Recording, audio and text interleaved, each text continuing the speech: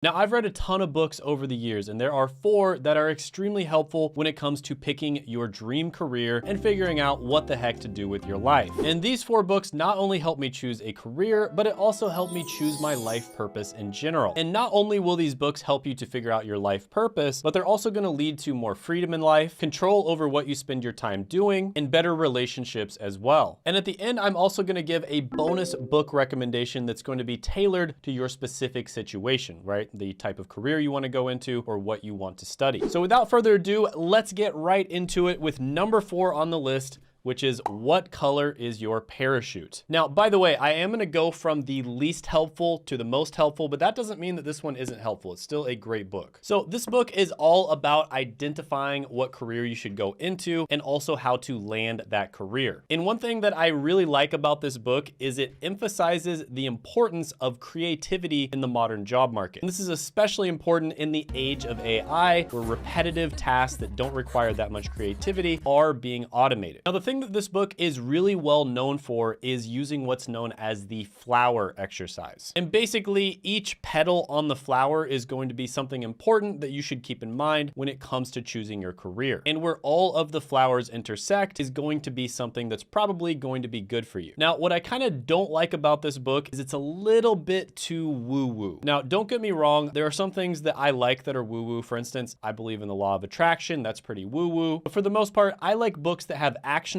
advice that are also practical. And that's why this one comes in as number 4 on the list. So where I think this one is really good is if you maybe come from like an upper middle class or kind of like an upper class background, and you sort of don't have to worry about money in life, and you're kind of more concerned with finding your life purpose and all of that sort of thing. Or maybe you're somebody who's kind of midway through their career, you've already got your money situation figured out, and you want to optimize your lifestyle and choose a career that's going to be even better for you and make you happier. Because the truth is, some things in life are a little bit woo-woo, and these types of books really do help with that. Now, the next one on the list is probably gonna surprise you. Number 3 is going to be the 4-Hour Workweek, and I, of course, have this on my Kindle. And you might be thinking, The 4-Hour Workweek by Tim Ferriss, isn't that a book about starting a business? It's all about working 4 hours a week and making a full-time income. Why the heck is this on the video? Are you about to try to pitch me some kind of business course? Because you know I don't have enough money for that, and even if I did, I'd probably just spend it on my NFT girlfriend. Now, with all joking aside, yes, most of the 4-Hour Workweek is about starting a freedom business. And yes, I also realize that the title, The 4-Hour Workweek, is probably one of the biggest clickbait titles of all time. But that doesn't change the fact that this is a phenomenal book, and something that a lot of people overlook is in the first few chapters, Tim Ferriss actually recommends getting a remote job. The whole goal of getting a remote job is creating a location-independent lifestyle. And Tim Ferriss basically says here, hey, starting a business is kind of hard, and you can get a lot of the benefits of starting a business by simply getting a fully remote job where you have that location independence. And there is a ton of advantages to having a remote job. For one, you can move to a country that has very low cost of living, and even if you're only making $2,000 to $3,000 a month, you can live like a king in a country like the Philippines or Thailand. And on top of that, it's much easier for you to network. So for instance, if a big business opportunity comes up from your friend who lives in New York or Austin, you're able to actually travel to them and take advantage of that. Whereas if you worked in a normal job where you had to stay in a specific location, you wouldn't be able to do that. So this is something that I think a lot of people gloss over in the book. And honestly, I think it's a great place to start, even if you plan on starting a business down the line. Now, I would personally also argue that you want to find a job where you get paid to learn in-demand skills. So yeah, overall, great book, worth a read for anybody out there. This is one of the books where when you ask entrepreneurs that have been successful, especially in the last 10 to 20 years, over and over again, they will suggest the 4-Hour Workweek. Now, the next one on the list is also in my Kindle, and that is going to be Ikigai. And yes, I know I am probably pronouncing that incorrectly. I'm sorry. I'm a caveman and I do not know how to pronounce Japanese words correctly. But Ikigai basically means a reason for being. Now, this probably sounds a little bit woo-woo as well, and there is a little bit of woo-woo in this book, I'm not gonna lie. But I also think it's a lot more practical, and one one thing that I really like about this book is it emphasizes the fact that you should try to help other people. You know, one thing that I really like about Eastern philosophy, and that's a little bit different than Western philosophy, is this sense of community. You know, the West really glorifies sort of being kind of self-centered, a little bit narcissistic, and just kind of looking out for yourself. And there's a lot of great things that come from this. There's a lot of entrepreneurship and a lot of innovation that comes out of this way of thinking. But I also think that taking this too far can lead to a meaningless type of existence where you're basically just videos on TikTok to try to get a little bit of attention. And Ikigai basically can be summarized with this infographic. And it's kind of a simplified version of the flower method that they talk about in What Color Is Your Parachute? And basically it's what you love, what you're good at, what you can be paid for, and what the world needs. And the intersection of those four circles is your Ikigai. Now, another thing that I really like about this book is it emphasizes finding harmony and meaning in day-to-day simple practices. So basically, even if you're doing a very simple job, like let's say you're a gardener or something along those lines, you can learn to really enjoy what you do. And you can also learn to be the best at what you do as well. And this is very common in Western countries where people absolutely hate their jobs. And there's a lot of reasons for this that I'm not going to get into in the video, and I kind of agree with many of the reasons, but I think on a personal level, it's more productive to try to enjoy whatever you do, even if it's extremely repetitive and boring. And also try to be the best at what you do as well, because studies have shown that being good at what you do actually leads to you being more passionate about it as well. So yeah, Ikigai, great book, definitely worth a read. And coming in at number 1 on the list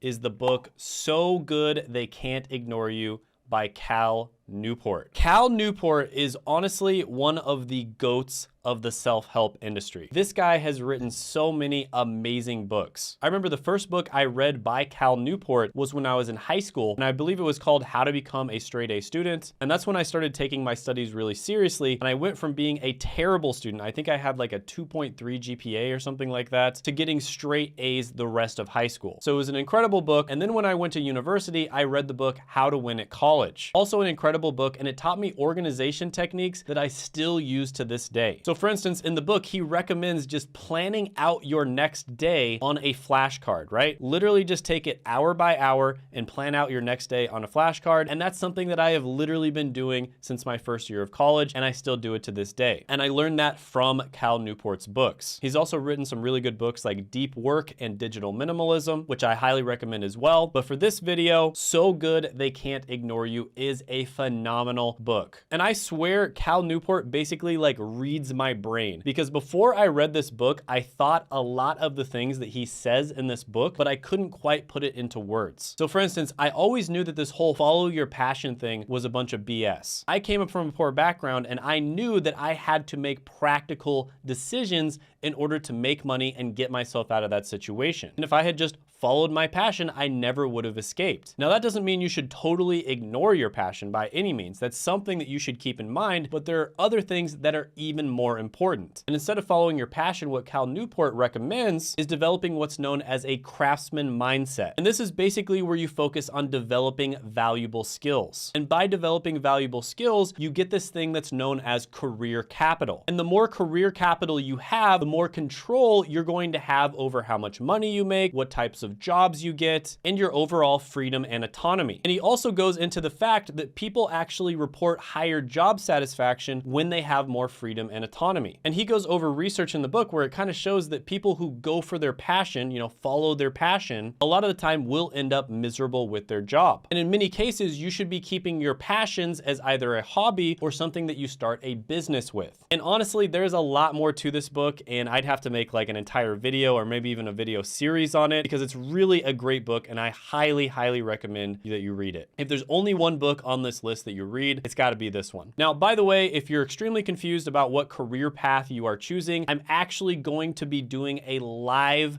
3-day challenge this weekend. I believe it's going to start tonight, and I will put that in the description as well as the pinned comment below. Now, I will actually be presenting live over Zoom, helping you to find your dream career, and then at the end of the presentation, I will be taking questions. And this is going to be a 3-day event. So yeah, definitely go ahead, sign up for that below. I am charging for it, but I made sure that it's very affordable. Now, I did say that I'm going to give you an extra book recommendation based on the specific career you're trying to go into. And basically what I recommend doing is look look up the career you're trying to go into on Amazon, right? Look it up on the Amazon bookstore as well as Kindle, and then find the highest rated books on that subject. And then go ahead and maybe order the top 1, 2, or 3 books that you see. And then you can read them and it'll probably give you a lot of insights. This is something I did when I started my pharmacy career. I ordered all the top books on pharmacy and it was extremely helpful. So yeah, I hope to see you at the 3-day challenge that will help you find your dream career. I'll put that down in the description as well as the pinned comment below. And also check this video out, which is the 7 remote jobs that are always hiring, by clicking right here.